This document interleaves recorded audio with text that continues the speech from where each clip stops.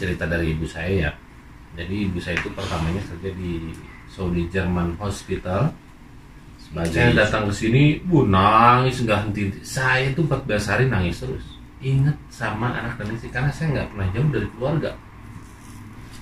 Dan kerjanya itu bagus, akhirnya ketemu sama kakek angkat. Sampai ibu saya sekarang udah exit. Alhamdulillah, masya Allah, tabarakallah, ibu saya itu tidak diperlakukan seperti seorang.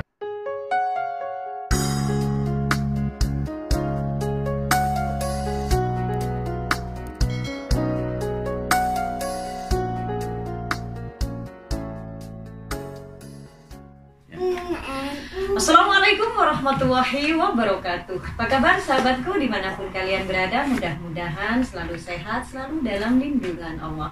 Adapun yang sakit mudah-mudahan Allah mengangkat penyakitnya. Amin ya rabbal alamin. Amin. Masih bersama Fitri Adenapa. Sahabat, di video kali ini Fitri Adenapa bersama seorang vlogger nomor wahid yang ada di Arab Saudi. Mungkin sahabat sudah tahu beliau ini adalah Kang Alman Mulyana. Assalamualaikum warahmatullahi wabarakatuh. Oke, sebelum saya melanjutkan ke videonya, jangan lupa di like, di komen, dan di subscribe dan di share juga ke sosial media kalian. Jika ada pertanyaan tentang Arab Saudi bisa langsung DM ke Instagram Fitri Adenapa atau langsung tulis di kolom komentar. Ya sahabat, Fitri Adenapa ingin ngobrol santai bersama Kang Alman. Assalamualaikum. Assalamualaikum warahmatullahi. Gimana kabarnya Kang Alman? Alhamdulillah, gimana kabarnya Mbak? Alhamdulillah, Masya Allah, tabarakallah. Hari ini saya berkunjung ke apartemen Kang Alman dan ingin bertanya ke Kang Alman. Awal mulanya Kang Alman ini dari Indonesia ke Saudi ini memang bekerja atau gimana Kang Alman? Tujuan saya pertamanya gini nih. Ya. Saya itu ditinggal sama ibu itu dari umur 3 tahun. Segede ini mah udah gede tuh. Ini mah udah gede. Dulu tuh saya ingat waktu tahun berapa ya? 8 berapa gitu. Udah lama banget. Bukan 8 bahkan. Wah, udah lama banget lah pokoknya. Airport juga masih yang mau ngejemput, yang mau kalau nganter tuh apa? Nganter orang pergi itu apa namanya? Departure. Apa? Departure. Orang yang mau nganter pulang, nganter pergi, kita tuh masih bisa melambai tangan. Dulu tuh di Soekarno Hatta. Nah saya ingat betul, segede gini nih, lebih kecil dari ini. Jadi waktu itu Kang Alman mengantar ibu di Iya, ibu bandara. saya naik tangga pesawat, nangis gini, ibu saya tuh sampai balik lagi, kayak film. Iya. Turun lagi, dadah ke saya kan ada di atas. Itu masa-masa sulit keluarga saya.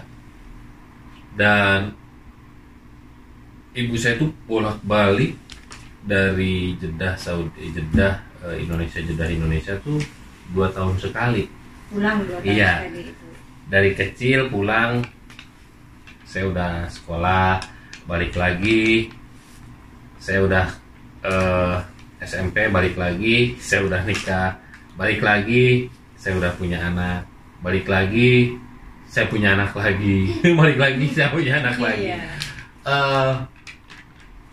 Dan akhirnya saya kepikiran, saya pengen tahu kerjaan ibu saya itu seperti apa. Di Saudi ya. Iya. Pekerjaan pertama ibu saya itu, ini cerita dari ibu saya ya. Jadi ibu saya itu pertamanya kerja di Saudi German Hospital sebagai suster Di rumah sakit swasta elit di Jeddah. Dan kerjanya itu bagus, akhirnya ketemu sama kakek angkat. Dan akhirnya direkrut lah, dibeli dengan harga yang mahal. Nah saya datang ke sini, ibu saya tuh udah kerja di rumahan, bukan di rumah sakit lagi. Di perumahan si kakek tadi. Iya, waktu tahun 2004 saya datang ke sini, ibu saya ini ngejemput saya. Padahal saya nggak calling visa, cuman gini, nih minta doa dan minta ongkos, saya mau ke Arab gitu.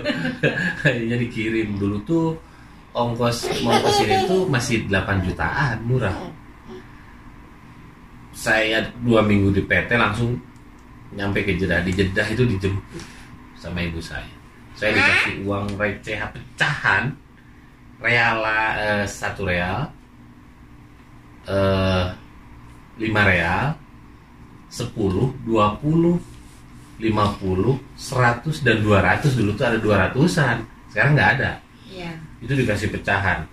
Dan dulu tuh HP ini masih barang mewah. Iya, barang mewah, Pak. Dan HP-nya HP bunyinya tuh tenenet tenenet tenenet Iya. gitu. Jadi kalau ada jaringan titik titik Nah, gitu. memberi isyarat.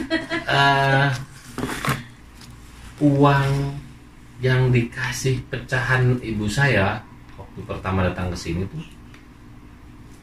saya datang ke sini, nangis nggak henti. Saya tuh 14 hari nangis terus. Ingat sama anak dan istri karena saya nggak pernah jauh dari keluarga. Anak saya masih umur 3 tahun. Anak saya ditinggal saya tuh dari umur 2 tahun. Saya balik udah SMP.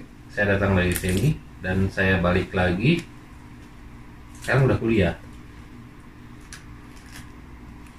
Taruh dulu.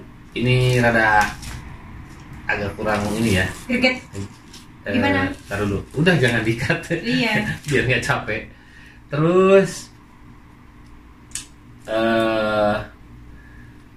ketemulah sama ibu saya di sini, nangis terus kan 14 hari. Uang yang dikasih ibu saya itu yang pecahan, saya pakai telepon di mana? Di wartel.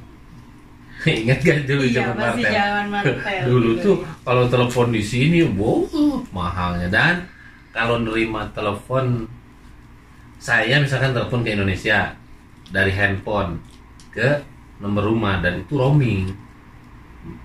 Yang nerima juga membayar. Iya, Dulu Pak. tuh gila nggak? Dulu tuh sampai segitunya loh, aneh ya. Saya tuh telepon ke wartel dan wartel tuh ngantri dulu tuh. Saya ngantri di wartel itu. Udah dapet bagian telepon, dengar anak saya tuh boro-boro kuat ngomong. Nangis ya. 5 menit itu nangis. Melihat dari perjuangan saya di situ tuh, ya Allah. Ya, sampai seberat itu hidup saya gitu. Saya ingin tahu kerjaan ibu saya itu di sini seperti apa, dan alhamdulillah sampai ibu saya sekarang udah exit. Alhamdulillah, masya Allah, tabarakallah, ibu saya itu tidak diperlakukan seperti seorang asisten rumah tangga. Ibu saya enggak diperlakukan seperti itu. Di majikannya ini. Iya, kakek jadi itu ya. jadi benar-benar dianggap sebagai keluarga. Iya. Jadi luar biasa lah, mungkin itu rezeki ibu saya, dan rezeki ibu saya itu nular ke saya. Saya mendapatkan bos yang luar biasa bijaksana, walaupun bos saya itu bukan orang kaya, tapi nggak butuh bos kaya, tapi saya butuh orang baik di sini. Rencana Allah itu luar biasa memang ya, mempertemukan saya sama bos saya. Saya tuh disangka orang tuh di-calling pisah sama ibu saya, padahal enggak.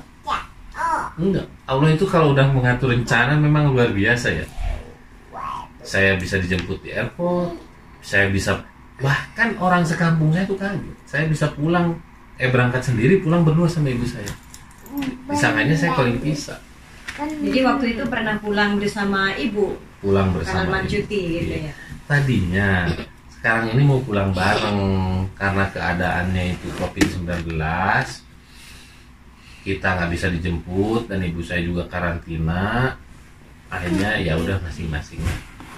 Jadi mungkin nanti Kang Arman menyusul ya. Iya, insya Allah dalam waktu dekat ini saya pulang.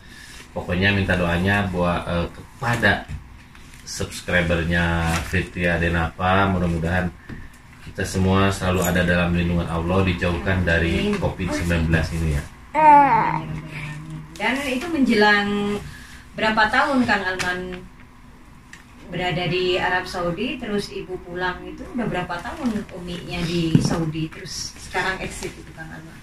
Maksudnya ibu sayanya udah berapa Iya. tahun? Ya ibu saya tuh kurang lebih udah hampir 39 tahun.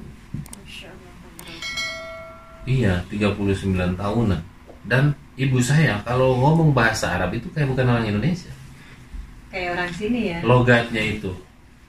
Pernah waktu pertama pulang itu di Indonesia itu ngomongnya bahasa Arab.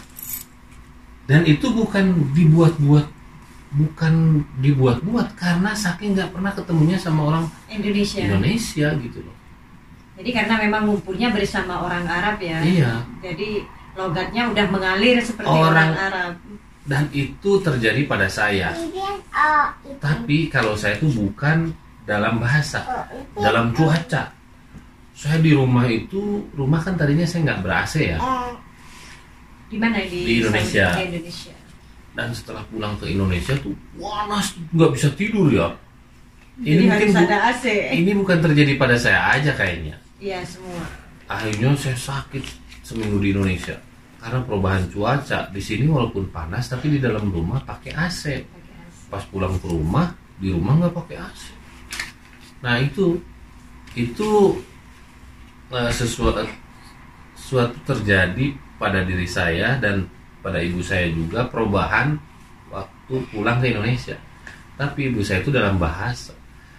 Kadang saya juga kaget, kok ibu saya gini amat, ngomongnya pakai bahasa Arab terus gitu loh. Saking nggak pernah ketemu. Dulu tuh gimana coba? Mau telepon biasa, bukan pakai internet. Dan kita kalau sekali telepon tuh sampai 300.000 zaman dulu tuh bayar di wartel. Iya. Harus jual kebo dulu tuh. Mahal. Jadi perjuangan Kang Arman ke Arab Saudi untuk menemui ibu itu butuh perjuangan juga ya Kang Arman Iya. waktu itu. Tapi ongkosnya tetap dari ibu waktu itu Iya. untuk pergi Ya. ke Saudi. Kadang saya tuh ya, kadang malu sama diri saya. Saya kapan bisa balas budi sama kedua orang tua, terutama pada ibu saya. Sampai udah tua bangka seperti sekarang nih, udah berada di titik ini. Kemarin ibu saya pulang tuh nyimpenin uang. Buat Kang Arman? Iya, nih uang pegang sama kamu. Udah tua seperti ini masih dipegangin uang. Ya itulah kasih sayang seorang ibu ya. Iya. Memang kasih sayang seorang ibu itu semenjang masa. Iya, Tidak bisa makanya tergantikan. surga itu ada di telapak kaki ibu. Makanya selagi masih punya ibu, bahagiakanlah ibu kalian. Insya Allah rezeki itu akan semakin mengalir. Masya Allah, tabarakallah. Mudah-mudahan cerita Kang Arman bermanfaat buat sahabat-sahabat semuanya. Iya, mudah-mudahan. Ketika kita itu berada di perantauan, apalagi orang tua yang cita-citanya ingin membahagiakan keluarga, mempunyai anak-anak sampai pergi ke luar negeri. Iya, dan Kang ini Arman. ada sedikit lagi nih. Iya. Himbauan buat anak-anak muda yang punya emak atau bapak kerja di luar negeri. Jangan belagu, jangan banyak gaya. Mentang-mentang punya emak bapak di luar negeri, pengen motor ninja, pengen beli beli ini beli itu. Kerja di luar negeri itu nggak ada enaknya sama sekali guys. Apalagi kalau kita kerja jadi TKW, jadi asisten rumah tangga. Aduh, ini maaf, bukan merendahkan status asisten rumah tangga. Karena apa? Hak asasi kita tuh di sini benar-benar nggak ada. Jadi dari pagi sampai jadi malam kita tuh nggak bekerja punya ya, jam Kang Arman, kerja. ya. Tapi di saat ditelepon sama keluarga, nunjukin video call, guys, saya lagi makan pizza. Itu saking ingin nunjukkan Kalau kita itu bahagia di kita negara tuh di sini orang. bahagia, dan saya yakin banyak orang melakukan itu, dan itu pernah terjadi pada diri saya waktu saya kerja jadi supir pribadi. Guys, di sini tuh makannya tuh lihat kayak gini, nggak taunya saya di sini membagi-bagi uang buat, maksudnya biar hasil kerja keras saya di sini tuh ngalir semua ke Indonesia. Kadang di Indonesia itu lagi di Kentucky, lagi di McDonald, yang di sininya belum tentu. Iya. Iya. Karena kita ingin membahagiakan keluarga yang Indonesia ya. Jarang Mbak Fitri Adenafa ya orang yang pulang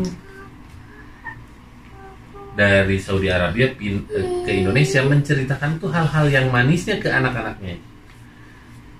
Iya nggak? Iya. Kebanyakan itu.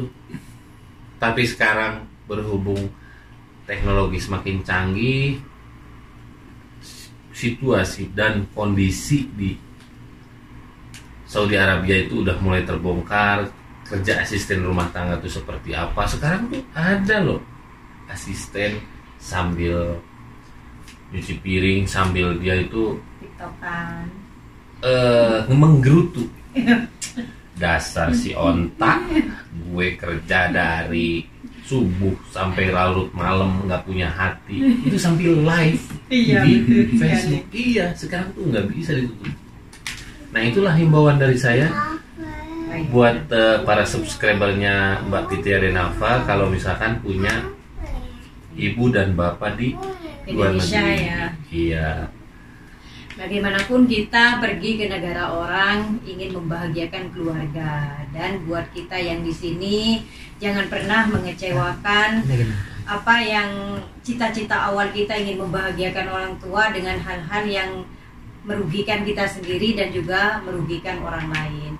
Jadi buat Fitri Adenafa, untuk para pejuang devisa dimanapun kalian berada, mudah-mudahan selalu sehat, Amin. dilancarkan rezekinya, mudah-mudahan bisa kembali lagi ke tanah air, karena ini adalah semua keinginan kita kembali ke Indonesia dengan keadaan selamat dan juga bisa membahagiakan orang-orang yang kita cintai.